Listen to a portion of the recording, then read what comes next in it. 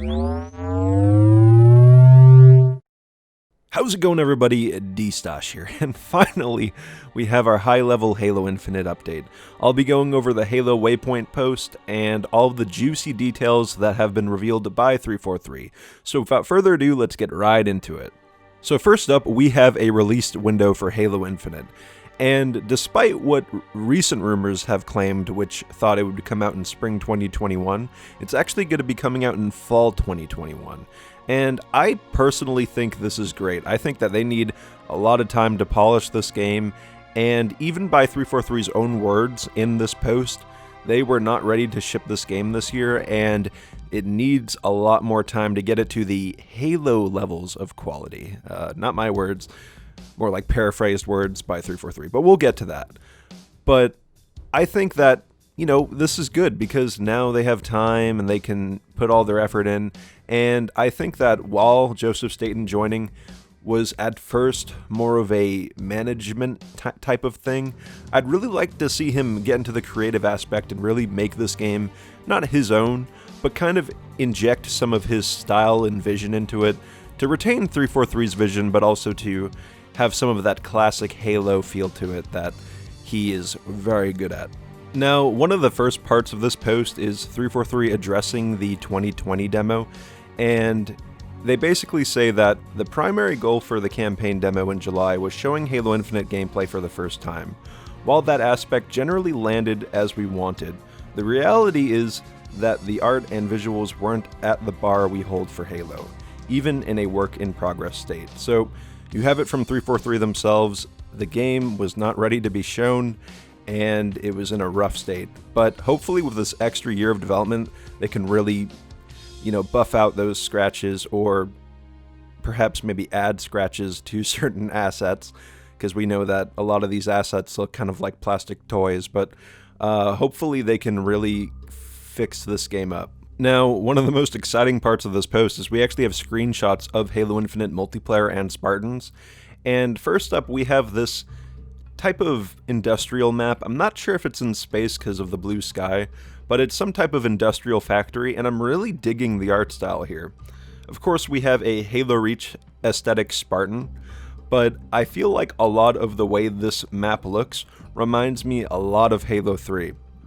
Now, Halo Reach is also an inspiration for this probably, but I feel like Halo Reach was one of the cleaner looking Halo games in terms of the environment.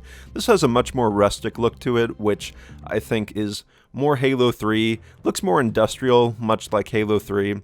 And yeah, I'm a Halo 3 shill, and I just love this look to it. It reminds me a lot of Halo 3. Now next up, we have some weapon screenshots of the Spunker and the sniper rifle, and I'm very relieved that we know that the Spunker is coming back. Of course, the Spunker later on in Halo 5's life cycle basically took over the place of the standard rocket launcher in that game that I wasn't a big fan of.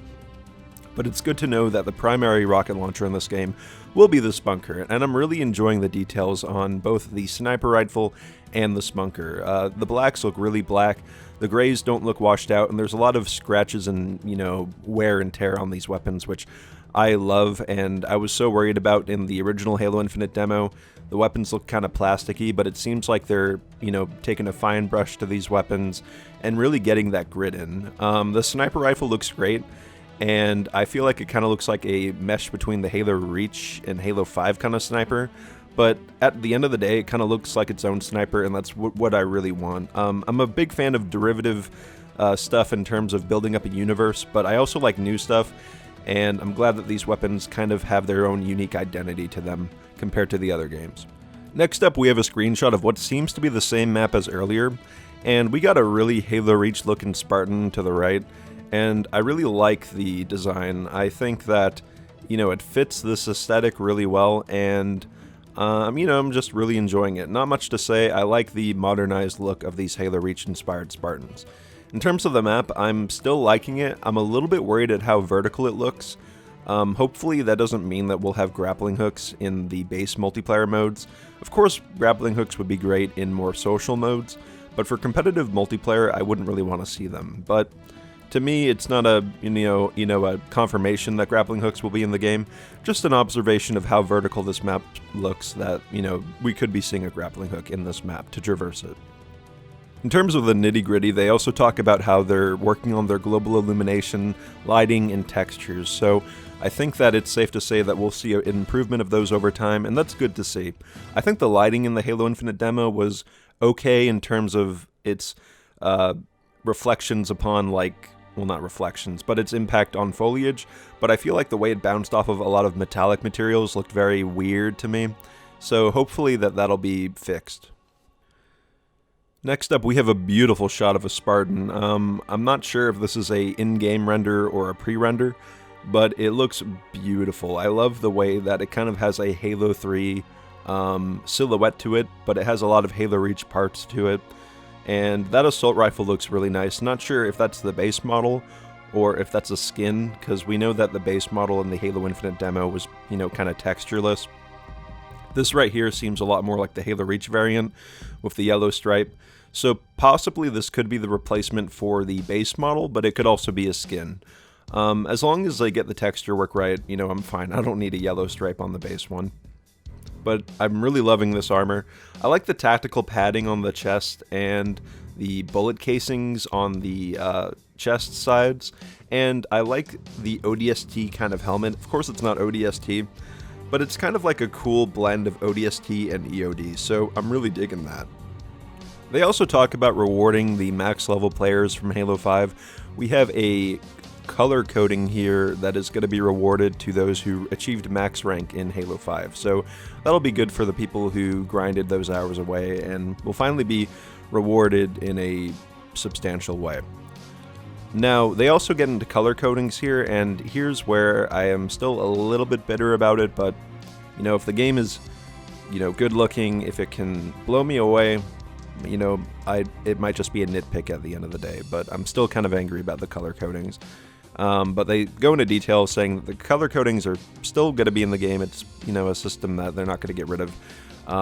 But it seems like they want to deliver a lot of them to players for free and very in quick increments. They say that it's very easy to develop these skins now, and they're going to be put them into things like daily challenges, maybe, perhaps stuff like that.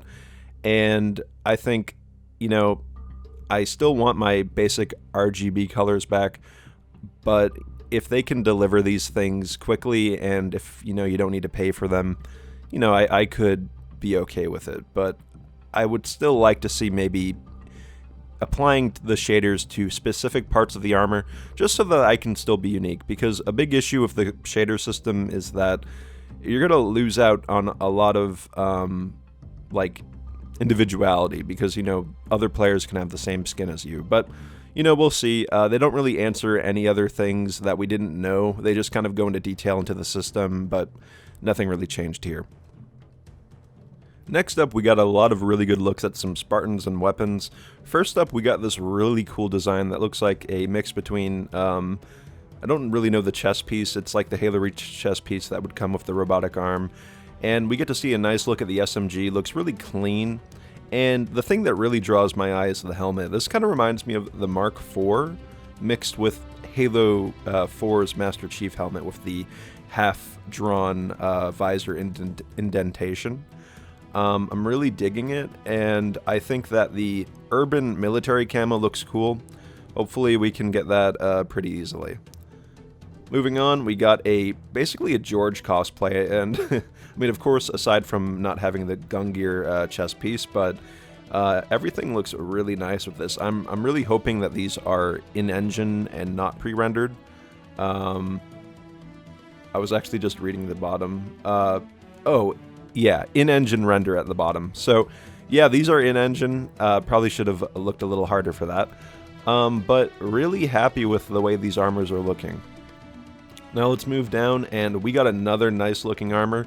It's got this nice white, black, and red look to it. BR fits in perfectly. Don't really know the name of this armor, but I'm really digging it. Looks really sleek and has that really kind of sleek feeling the 343 designs have, but it still looks practical.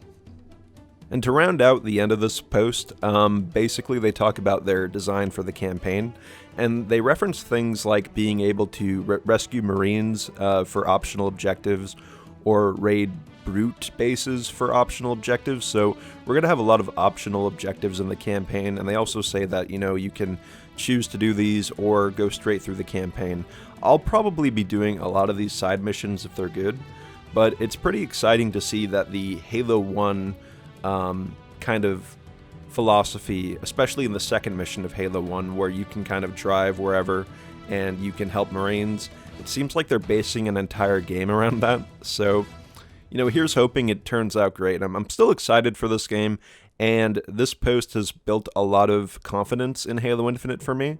I'm really liking the design choices.